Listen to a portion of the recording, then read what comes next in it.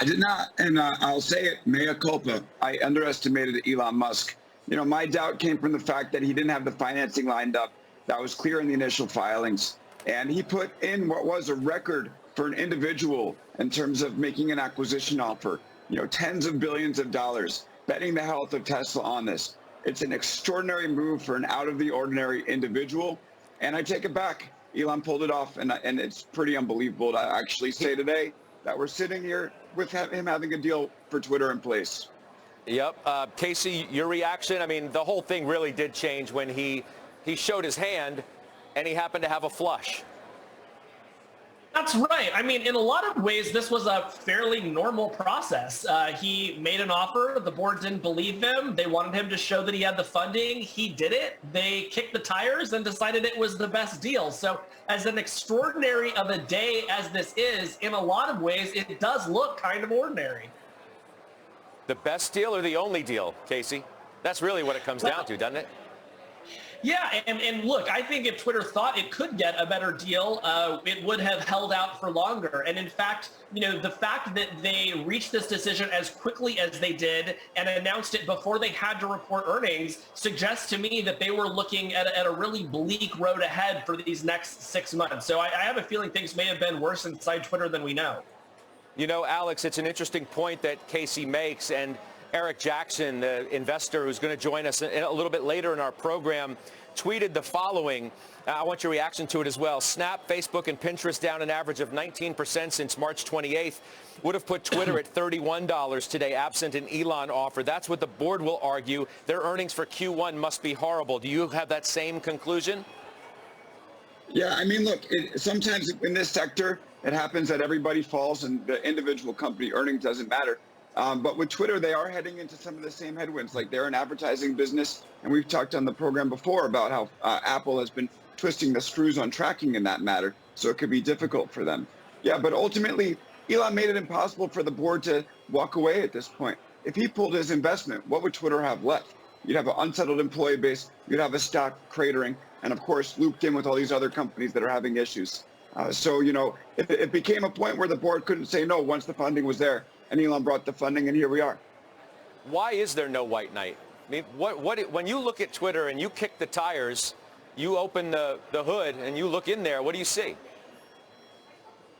I mean, this company's way was, Elon paid a lot of money for this company. It's bringing in $5 billion a year. To pay $46 billion, somewhere in that range, is a massive multiple, especially if he's talking about, changing the ad product. Ultimately, to own Twitter, you need to be able to deal with the headaches, right? Musk is willing to. Most companies are not. Disney was not. Salesforce was not. And he paid a lot of money for it. So it's a pretty unique situation. Nobody else was going to come in and play that game, but Elon was willing to. So, Casey, what does he do, though, right? Alex alludes to the advertising model in which Twitter has. What does Musk do? What does it look like under him? This is the many billion-dollar question. The ad model has not been working out well for Twitter. It doesn't seem like Elon is all that fond of ads. What does that leave you with, though? You have a subscription business, which would make Twitter much smaller, I think, potentially, certainly if you had to have a paid subscription to participate. There's also, though, this interesting idea of, could you sell access to the API? Could you sort of grant that fire hose access to businesses who are willing to pay a lot of money for the privilege, build a variety of different experiences around Twitter? If I have a better idea than advertising, I think it's that one, but I don't know how Elon feels about it. And of course, on stage at TED the other day, he said he had no economic interest in Twitter at all. So it really is an open question what he is about to do with this company. Well, let me ask you this, Casey, because I tweeted this earlier, and I truly believe it, that no one person, no one CEO, no board is going to decide whether this company is able to grow and thrive.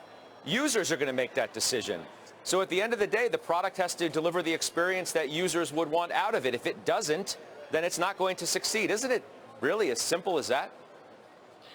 It is, although, you could argue that Twitter's users really do love the product, and Twitter itself has never been able to capture the value that they create, right?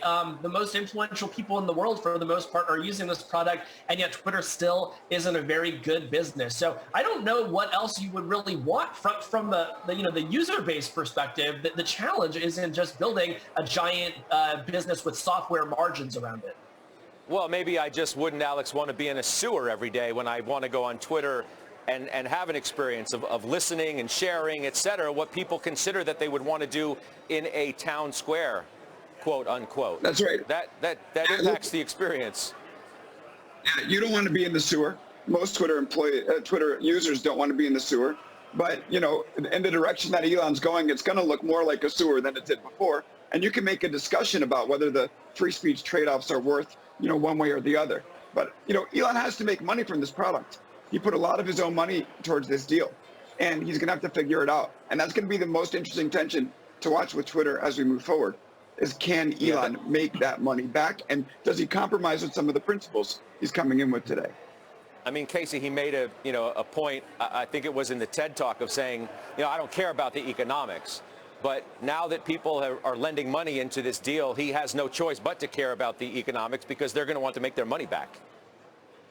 That would certainly be the rational thing, but Elon seems to be playing by a different set of rules. It is true he is going to have to pay back those loans, and if he's not able to get Twitter to generate that sort of revenue, then he is going to have to sell off some of his Tesla stock. Maybe he doesn't want to do that. So, all of these things are true, but again, Elon really is kind of a trickster god figure. He doesn't play by the same rules that you and I do, and so I really have no idea what's about to happen. Yeah, guys, we'll leave it there. You've been right next to us on the road. It's been a short road as M&A deals go, but nonetheless, you've been riding shotgun with us. I appreciate that. It's Alex Kantrowitz, Casey Newton. I know we'll talk to you again soon. Let's bring in Josh Brown right now, of course, investment committee member from Halftime, the CEO of Ritholtz Wealth. So, Josh, I don't know if you thought we'd get to this day or not, but what do you think now that we did? You forgot one of my other superlatives, greatest tweeter of all time. Listen, I'll tell you what I think. I'll get to that. One time greatest tweeter, and that says a lot. Yeah, no, now I'm really into fitness. I'm just at the gym. I don't have that much time to tweet. Listen, what I think is going to go on, which is what should go on, hopefully we don't have a few weeks of score settling and doxing. Hopefully what happens is they're serious about authenticating people, letting people have pseudonyms and tweet secretly, but at least somehow authenticate that they're an actual person and not a bot. Musk has said that is one of the biggest problems with user experience. I think he's right. I think most reasonable people would agree. The second thing that I think should happen immediately, anybody involved in the board of Twitter should be fired. It's not really a board. Most of the people involved don't even tweet. I think there should be some sort of advisory panel engaged, people that are power users, who have big followings, who are seen as good stewards of their followership, so to speak. People like Mark Cuban should be brought in, people that have business experience, but also love the product and use it effectively. I don't know if that's 8 people, 25 people, whatever it is, you've got to get the people who create all the content to be part of a governing body of some sort, and I wouldn't be surprised to see that. And then the third thing, I think open up the algorithms and let us see how the sausage is made in terms of what content is being moderated, why is it being moderated, and I'm not saying that we'll all like the results, but it's democratic in that if they reopen the spigot, so to speak, and all the Nazis come back, then you can leave, and a lot of people will leave. If, however, they reopen it to freedom of speech, and you don't like everything you see there, but you have a way to tailor your experience so that you can limit your exposure to that, I think the platform will be okay. So I'm trying to be optimistic about it. I don't think that anyone should look at this and say, "Oh no, the world's coming to an end." So I've got 3 quick things I want to get to you with. Number one, you used to be a shareholder. Should shareholders be happy today? Well, they're out, so yes. You weren't getting no. Should they be happy with the price? Fundamentals. Should they be happy with the price they got? Yes, this is the only human being in the world that could have done this deal and would have done this deal at this price. And he claims it's not about the money. He claims that some element of why he's doing this is because he thinks it's important for freedom of speech. Let's take that at face value. This was the only way you were getting 54.20 for the stock right now. Next issue, and I joked about it when I brought you in, your own experience, right? You're somebody who was prolific on Twitter a few years ago. You surpassed 1 million followers, and then you stopped owning the stock. For all intents and purposes, you stopped tweeting, you changed your handle. What does that say about the overall experience that somebody who was prolific like you saw value in it and then at some point decided there was no value to be had for at least you and your experience? The experience used to be great. I was part of, like, let's say the first 10 people on there that were talking about finance on Twitter. And that's probably why I got so many followers. I'm not that great. I just was there early. So let's be honest about that. But something happens with I'm not an actual celebrity, but like real celebrities, like the Kardashians and famous ball players, and they all eventually leave. Or they have their assistant start engaging on Twitter for them, or they delete their account. And the paradox of Twitter is the bigger your account gets, the worse the experience is going to be for you to actually be there. And a lot of that is just straight up harassment, bullying, etc. I don't think any of that's going to be addressed because there is a class of celebrity who are like, bring it, I don't care.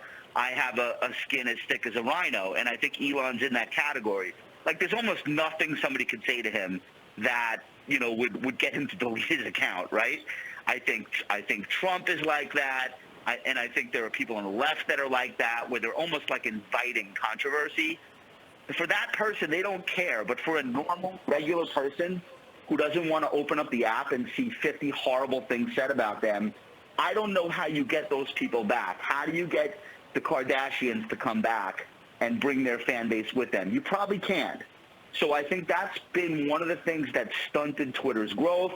I think it's one of the things that it's allowed for Instagram to become what it has, and I'm not sure that anything really is going to change that.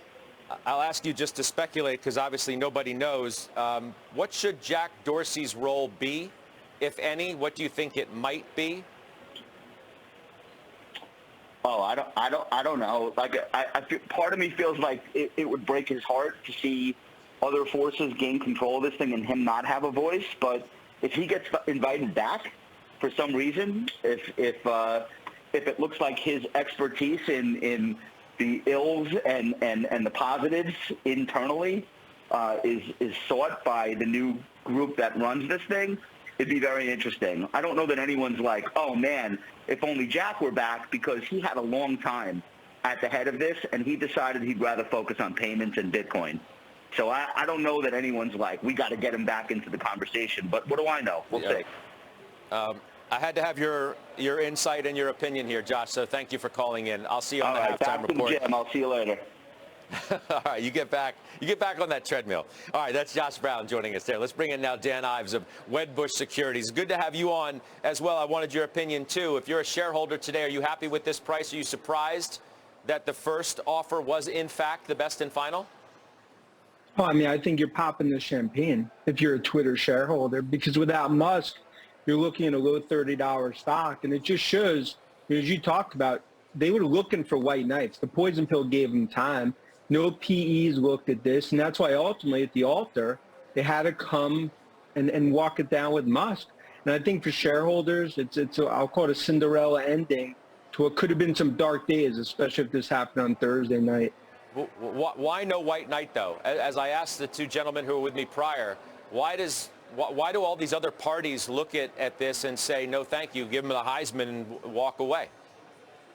It's a disaster private equity candidate because of the cash flow, because of the lack of a subscription model.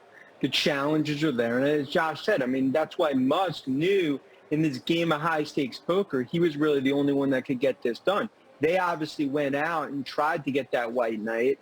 But once he detailed the financing late last week, that's where, in my opinion, the clock struck 12 for the board. They need to come ultimately to a deal with Musk. And obviously that's what we saw today. Does the timing of this today, the price that they agreed to, as I said, the first, best, and final, does it insinuate to you that earnings that are coming this week are going to be ugly? Oh, I think that could be a Friday the 13th. Pick your horror movie in terms of later this week. And I think that's why the timing, board knew they needed to get this done quick. Another white knight was not coming. And ultimately, look, if they decide not to, then the hostile tender offer would have started. Earnings come out Thursday, lackluster, not smiles and roses. And then you could have had a hostile tender offer. And arguably then, instead of 54, you could be looking at 48, 49. So I think that's why right now, this is ultimately Game of Thrones. And, Musk ends up with Twitter. But I think the board obviously made a smart decision in terms of sitting down with him and negotiating. Let's just speculate because it's fun to do so. Twitter's obviously going to become a privately held company. If it was going to stay public and Musk was going to be the CEO, what would your rating and target be on it for argument's sake? I think you'd be negative on it right off the bat. I mean, look, it comes down, Scott, like this is when you look at Twitter, and it's well documented, I mean, it's a head scratcher just wanting to own Twitter. That's why no one else that looked at it, they wanted to buy it. It's going to be Herculean-like challenges ahead. And, look, if you look at Musk's successes, it's been PayPal, it's been Tesla, it's been SpaceX. But no doubt, this is really one that, as we've talked about, I think from an investor perspective, trading in your Tesla for Twitter shares is, we'll call it caviar for, $1 or $2 slice of pizza. Wow, that says a lot. Speaking of Tesla, before I let you run, the implication, if any, for Tesla shares, we saw those down a couple of percent. Any bigger concerns that you have about that? It's more pledging those shares, not necessarily that those shares are going to be sold. I think that's why it's not as much of a reaction here. I think the bigger worry is just that juggling all those balls between Twitter, SpaceX, and Tesla. This is the time you want Musk laser focused. You don't want him focused more on Twitter. I think that's the knee-jerk reaction. But clearly, as a Tesla shareholder, you did not want to see them buy Twitter. Yeah. Well, we're also assuming, and we frankly don't know exactly who's going to be running Twitter. There's no given that it's going to be Musk as the CEO. I mean, we're going to have to see see how all that plays out, and then we can have a better idea on where it's all going to go. Dan Ives, I appreciate your time as well. Thank you. From Wedbush, of course. I'll talk to you again soon. We're just getting started right here in Overtime. Up next.